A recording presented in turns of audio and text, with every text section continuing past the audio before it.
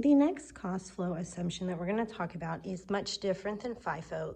It's rather LIFO. And LIFO stands for last in, first out. So LIFO. And under LIFO, what we assume, again, we're not concerned with reality. So what we're assuming here, rather than looking at the specific blocks which were sold, we are assuming that the most recent purchase, the last items into the inventory account, the ones that were recorded at the bottom here, my blue blocks that I bought on May 18th, we assume that those are the first out, okay? So the very first items that I moved over to cost of goods sold were the most recently purchased $14.25 blue blocks. I had 9 of those, but we know that we sold 20 blocks during the period, so I keep going and I move to the May 5th purchase, which were my 8 yellow units at $13 each. So again, I'm working backwards. I'm working from the last in and I'm working up the merchandise inventory account, pulling those blocks over to cost of goods sold.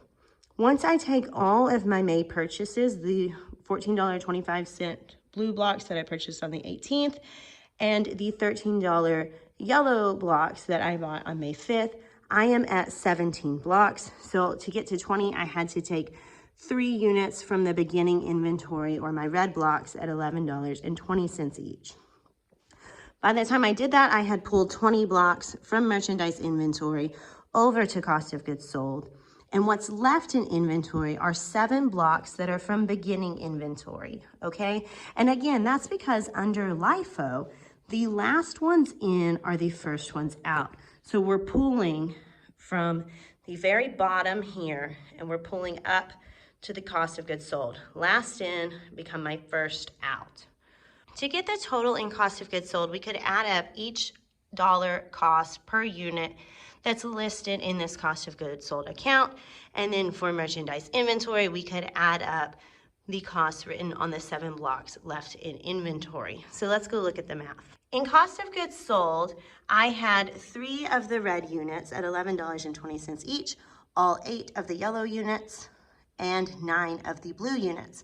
So doing that math, I get a total cost of goods sold of $265.85. That's for my 20 units that were in that cost of goods sold account. Again, if we added up every dollar amount written on these blocks in cost of goods sold, we would get $265.85. Looking at ending inventory, I have 7 of the red units at $11.20, which equals $78.40. None of my more recent purchases, the yellow $13 blocks or the blue $14.25 blocks, are in ending inventory. So my total ending inventory is $78.40. Again, if I counted up the dollar amounts written on the blocks in merchandise inventory, I would get $78.40 in that account. To check ourselves, we take the cost of goods sold, $265.85. We add the ending inventory of $78.40, and that does agree to our magic number of $344.25, which was our cost of goods available for sale. Looking at our chart, again, our beginning inventory and purchases doesn't change no matter the method we're using. Our method affects these bottom 2 numbers. So we see again that the ending inventory plus cost of goods sold does equal the $344.25 cost of goods available for sale. Here is our journal entry to show the debit to cost of goods sold, where we're increasing cost of goods sold for $265.85. And we're crediting or reducing merchandise inventory by the same amount to show the transfer of costs or the cost flow from the inventory account, which represents items I have, to the cost of goods sold expense account that represents the items that were sold.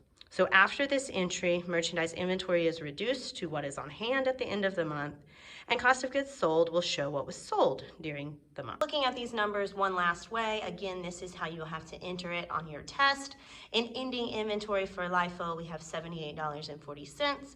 And for cost of goods sold under LIFO, we have $265.85. So that's LIFO. There's one more video that we're gonna do for weighted average, so please watch the last one as well.